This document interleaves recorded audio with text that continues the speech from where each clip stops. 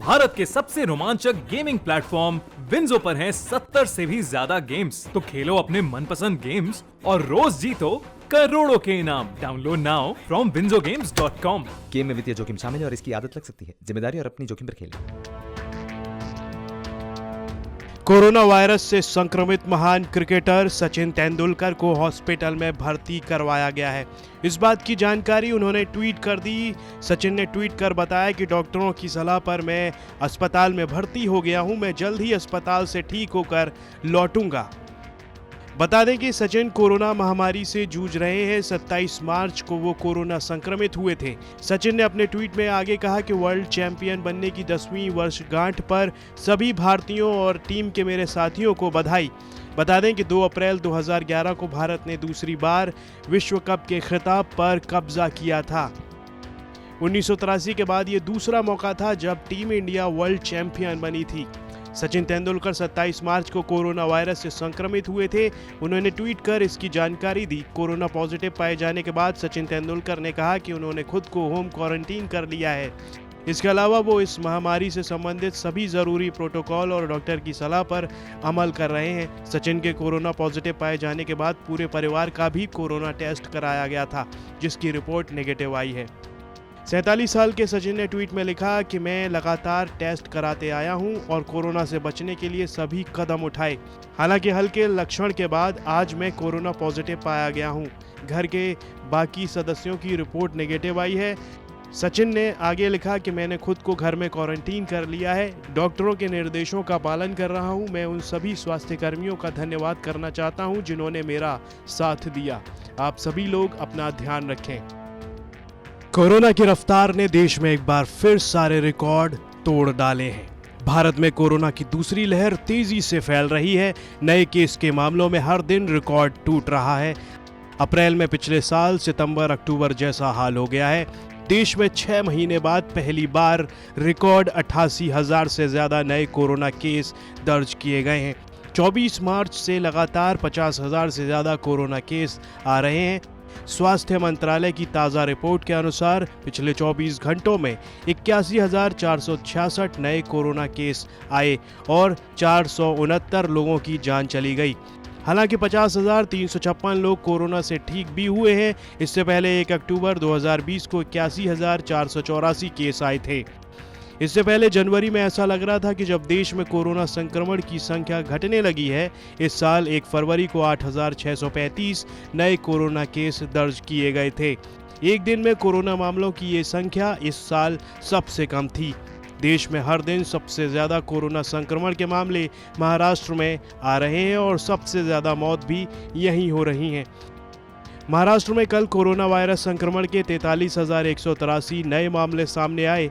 महामारी की शुरुआत के बाद से राज्य में एक दिन में सबसे ज्यादा मामले आए हैं। वहीं संक्रमण से और 249 मरीजों की मौत होने के साथ ही राज्य में महामारी से मरने वालों की कुल संख्या बढ़कर 54,898 पहुंच गई। मुंबई में 8,646 नए मामले सामने आए, जबकि और 18 मरीजों की मौत हो गई। लेकिन देश के कुछ राज्य ऐसे भी हैं जहां कोरोना से अब एक भी संक्रमित शख्स की मौत नहीं हो रही है। बिहार स्वास्थ्य विभाग के मुताबिक प्रदेश में 1 मार्च 2021 को सिर्फ 369 पॉजिटिव केस थे और 1 अप्रैल को ये संख्या बढ़कर 1,907 हो गई है। ये जानकारी स्वास्थ्य मंत्रालय की ओर से जारी ताज़ा आंकड़ों से मिली है। ये कुछ राज्य हैं: अंडमान व निकोबार, अरुणाचल प्रदेश, असम, बिहार, दादरा नगर हवेली, लद्दाख, लक्षद्वीप, मिजोरम, नागालैंड, सिक्किम, त्रिपुरा आदि। महाराष्ट्र और दिल्ली के अलावा पंजाब, गुजरात, उत्तर प्रदेश, कर्नाटक, केरल जैसे राज्यों में भी बीते दिन रिकॉर्ड मामले दर्ज किए गए। केंद्रीय स्वास्थ्य मंत्रालय का कहना है कि कोरोना के नए मामलों में करीब 80% से ज़्यादा मामले 8 राज्यों महाराष्ट्र, छत्तीसगढ़, कर्नाटक, पंजाब, केरल, तमिलनाडु, गुजरात और मध्य प्रदेश से आ रहे हैं। इनमें महाराष्ट्र का आंकड़ा सबसे ऊपर है। वहीं नई दिल्ली में केसों में उछाल के बाद मुख्यमंत्री केजरीवाल ने मंत्रियों और अधिकारियों की आपात बैठक बुलाई है।